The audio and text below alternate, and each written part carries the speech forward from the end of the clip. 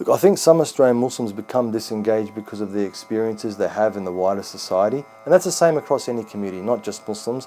But I think it's a little bit harder for Muslims because it's become a global thing where everyone's always talking about Muslims and terrorism and all these negative connotations to Islam.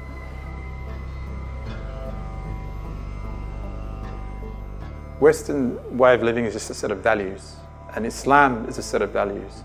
And when you sit down and look at it, you actually find that most of the values are very similar from a day-to-day perspective. So it's very easy to incorporate your religious values with society that you live in. So as a Muslim, you might not do things like drink alcohol, or you might, be a bit more stricter on intermixing between the sexes and a few other things like that. But it doesn't really stop you going about living your life, having a job, being successful. You can do all those things. So you can be both. One's not exclusive to the other. You can be Muslim and you can be Australian, and you can be Australian and you can be Muslim. The Prophet was sent rahmatan lil alameen, as compassion or mercy for all of humankind.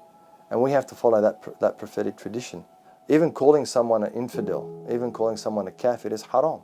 It's not permissible because we don't know who's going to die a believer and who's not going to die a believer. We don't know who's going to be resurrected a believer. We don't know who's going to be resurrected not a believer. And I can guarantee in my own life and my own experience and what I learned from my scholars is that when you treat people in the prophetic way, they will love you. Allah engendered for human beings to act, and so there's a spiritual connection to that way, and people feel an affiliation to that way. So any minority group that's suffering sort of social disadvantage, we have to help each other so we can overcome these disadvantages. And a lot of the times the way to do that is to use the political system, is to participate in social society, join charities, join organisations, join unions, join political parties, join lobby groups, join philanthropists. Whoever will help to uplift people that are suffering, whether they're Muslim, whether they're Aboriginal, whether they're people of faith or no faith, whatever it is. A good Muslim helps everybody. He's the one of most benefit to others. So you have to uphold your full civic rights and your full civic duties. And one of the most important ones is voting. When a person feels like they have a voice that is heard, when a person feels like they belong, when a person feels like they can do something, they can bring about change, positive change, then they're going to be invested. People always feel despondent when it comes to voting because they feel their vote might not have a difference.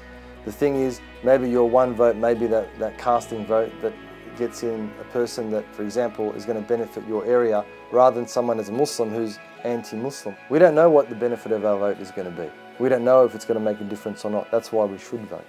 Some people, when they abstain or refuse to participate in certain things, sometimes it's out of an ignorance to what their faith actually requires of them and what their faith actually tells them.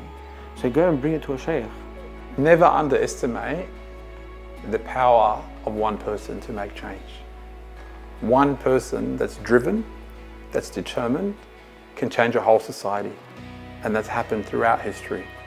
And that person could be you.